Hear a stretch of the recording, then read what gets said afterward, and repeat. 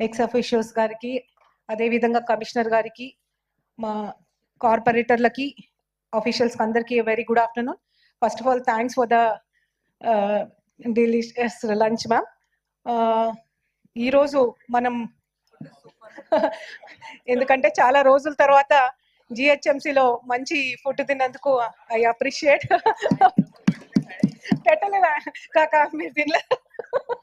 So ఇంకొకటి main డీలిమిటేషన్కి వచ్చినప్పుడు మన సిటీ తెలంగాణ ఫామ్ అయినాక చాలా స్పీడ్గా గ్రో అవుతుంది.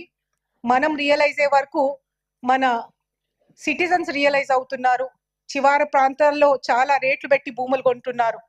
ఎట్లయితే జుబ్లీల్స్ బంజారాహిల్స్లో జాగా రేటు ఉందో దానికి దీటుగా చివరి ప్రాంతాలలో కొనుక్కొని నివాసాలు చేసుకుంటా ఉన్నారు. మేము వింటుంటే జుబ్లీల్స్ బంజారాహిల్స్ నుంచి కూడా షిఫ్ట్ అయ్యి చివర్ల ప్రాంతాలకు వెళ్తా ఉన్నారు. అలాంటి సమయంలో మా దూరదృష్టి ఉన్న మా నాయకుడు రేవంత్ రెడ్డి గారు కొన్న వాళ్ళందరికీ కూడా మంచి ఫెసిలిటీస్ ఇవ్వడం ఇంపార్టెంట్. ఎందుకంటే చూస్తా ఉన్నాం, ఒక చిన్న వర్షానికి అన్ని రేట్లు పెట్టి కొన్న విల్లాలు స్విమ్మింగ్ పూల్ అయిపోతున్నాయి. వాళ్ళు అవసరం కొద్దీ వాళ్ళు అక్కడ కొంటున్నారు, కానీ రేట్లు తీసుకుంటున్నాం కానీ వాళ్ళకి ఫెసిలిటీస్ ప్రొవైడ్ చేయలేకపోతున్నాం. ఈ రోజు మనం చూస్తా ఉన్నాము, ముంబై, చెన్నై, మీరు ఏవైతే ఎగ్జాంపుల్స్ చెప్తున్నారో, మనం ఎంత డెవలప్మెంట్ చేస్తున్నా కానీ ఇన్ఫ్రాస్ట్రక్చర్స్ ప్రొవైడ్ చేయడంలో కానీ మన న్యాచురల్ కెలామిటీస్ తట్టుకోవడంలో కూడా ఫెయిల్ అవుతా ఉన్న తరుణంలో మా ముఖ్యమంత్రి రేవంత్ రెడ్డి గారు ఒక మంచి నిర్ణయం తీసుకొని వరల్డ్ క్లాస్ కార్పొరేషన్ జిహెచ్ఎంసీ లెవెల్లో అక్కడ ఫెసిలిటీస్ ఇవ్వాలనే ఉద్దేశంతో ఈ మున్సిపాలిటీని జిహెచ్ఎంసీని స్ప్రెడ్ చేయడం మనం అందరం కూడా చూస్తా ఉన్నాం. చాలా మంది హర్షిస్తున్నారు. సరే, కొంతమందికి కొన్ని కారణాల వల్ల ఇబ్బంది కలుగుతూ ఉండొచ్చు, నేను కాదని అంటలేను. ఫర్ ఎగ్జాంపుల్ ఇందాక చెప్పారు మా సోదరులు కొంతమంది ఎల్బీ నగర్ కానీ చివర్ల ప్రాంతాల్లో కానీ అప్పటికి ఇప్పటికి విజన్ చేంజ్ ఉందని మీరు అందరు కూడా గమనించాలా.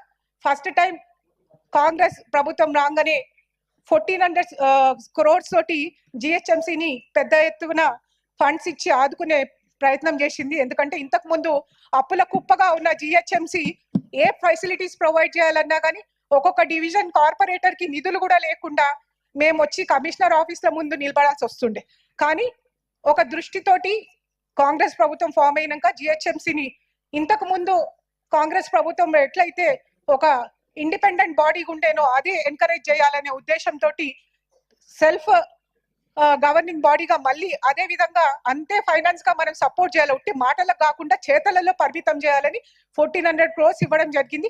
అది చాలా చిన్నదైనా కానీ మాకున్న స్కోప్ లో మేము డెఫినెట్ గా అది మన గవర్నమెంట్ చేస్తుందని మేము నమ్ముతా ఉన్నాం. అదే విధంగా మీరు చూసారు, లాస్ట్ టైం ఇక్కడ ఎప్పుడు మనం కొట్లాడినా కానీ డివిజన్ లో ఫండ్ కోసం కొట్లాడుతుండే, కానీ ఎన్ని గవర్నమెంట్స్ మనకి ఇవ్వలేదు. కానీ మన మేయర్ గారి మీరు సునీత గారు and I request all the corporators not to speak in members నేను ఏం రిక్వెస్ట్ చేశాను, మెంబర్ మాట్లాడినప్పుడు వేరే వాళ్ళు మాట్లాడొద్దు అని చెప్పాను. Same way applies here, same thing apply. Please SIT down. మా మేయర్ గారి చొరవతోటి మా మున్సిపల్ మినిస్టర్ గారు రేవంత్ రెడ్డి గారు ప్రతి డివిజన్ కి 1 crore ఫండ్ ఇచ్చారు. మీరు అందరు అప్రిషియేట్ చేయాలి. ఫస్ట్ థింగ్ అప్రిషియేట్ చేస్తూ మీకు కావాల్సిన ఇంకా డిమాండ్స్ ఉంటే డెఫినెట్ గా ప్రభుత్వం ముందు పెట్టండి, కన్స్ట్రక్టివ్ గా తీసుకుంటాం. అదే విధంగా డీలిమిటేషన్ ఇప్పుడు చాలా మంది పెద్దలు చెప్పారు. సరే, కొన్ని లోటుపాట్లు ఉన్నా కానీ దూరదృష్టిగా మంచి జరగాలనే ఉద్దేశంతో చేయడం జరిగింది. ఎప్పుడన్నా ఏదన్నా డిసిషన్ తీసుకున్నప్పుడు ఇర్రెస్పెక్టివ్ ఆఫ్ పొలిటికల్ ఇన్ఫ్లుయెన్స్ తీసుకోవాలని చూస్తూ ఉంటారు. కాబట్టి దాంట్లో మళ్ళీ కార్పొరేటర్స్ ని అడగలేదు, లేకపోతే లోకల్ గా ఎమ్మెల్యేలను అడగలేదు అన్నది ఎంతవరకు సమంజసమో మనం ఆలోచించుకోవాలి. ఎందుకంటే at the end of the day public interest is more important. Definite గా ఆ పబ్లిక్ ఇంట్రెస్ట్ ప్రొటెక్ట్ చేయడానికి కార్పొరేటర్స్ ఎమ్మెల్యేలో ఉన్నాం కాబట్టి దాని ప్రకారం వెళ్ళాలి.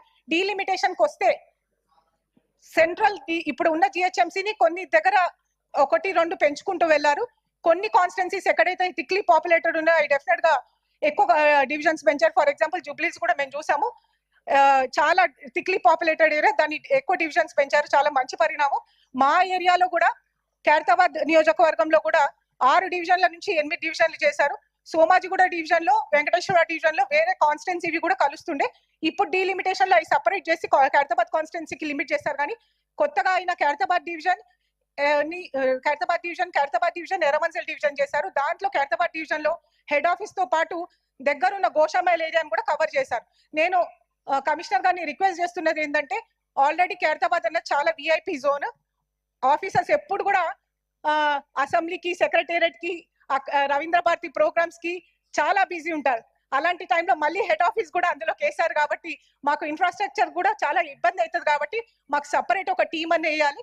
అదే విధంగా ఈ గోషామైల్లో ఏవైతే బస్తీలు ఉన్నాయో, నాకు తెలిసి ఆదర్శ్ నగర్ ఇంకా కొన్ని గోషామైల్ బస్తీలు ఉన్నాయి, అవన్నీ కూడా ఎక్స్క్లూడ్ చేస్తే బాగుంటుందని. ఎందుకంటే రెవెన్యూ డిపార్ట్మెంట్ ప్రకారం అది రెవెన్యూ నాంపల్లి అవుతుంది, ఇది ఖైరతాబాద్ అవుతుంది, కొంచెం పబ్లిక్ కి ఇబ్బంది అవుతుంది. కాబట్టి అదొక చిన్న సజెషన్ తోటి ఏమున్నా కానీ ఇచ్చిన కన్స్ట్రక్టివ్ గా చాలా మంది ఇచ్చారు, దాన్ని అన్ని కూడా తీసుకొని కొత్తగా మళ్ళీ చేంజెస్ చేస్తారని మేము నమ్ముతా ఉన్నాం. సక్సెస్ఫుల్ గా మళ్ళీ ఈ జిహెచ్ఎంసీని ఇంకా కూడా మనం పెంచుకొని మంచి పరిపాలన అందియాలని నేను గౌరవనీయుల మేయర్ గారిని కోరుకుంటున్నాను. Thank you. స్వామి గారు. గౌరవ మేయర్ గారికి, అలాగే కమిషనర్ గారికి, మరి గౌరవ ఎమ్మెల్యే గారికి, మరి ఎమ్మెల్సీలకు, మరి నా తోటి కార్పొరేటర్లకు కూడా నమస్కారం చేస్తున్నాను.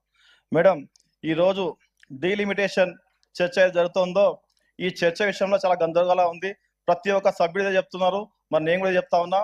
ఈ రోజు ఈ డీలిమిటేషన్ మా పార్టీకి తెలియకుండా, మా ఎమ్మెల్యే గారికి తెలియకుండా, మరి మాకు కూడా తెలియకుండా చేసి రాత్రి తీసుకొచ్చి ఈ రోజు ఈ మ్యాప్ మా చేతిలో పెట్టింది. మేడం, ఈ మ్యాప్ చూస్తే మాకేం అర్థం కావట్లేదు. కార్బన్ డివిజన్ ఇంతకుముందు ఎంత ఏదో మరి ఏ వర్తని కూడా మన కుల సంఘాలు కావచ్చు ఎవరిని అడగాలి కదా మేడం. అట్లా అడగకుండా వాళ్ళు వన్ సైడ్ అంటే ఏ ప్రజా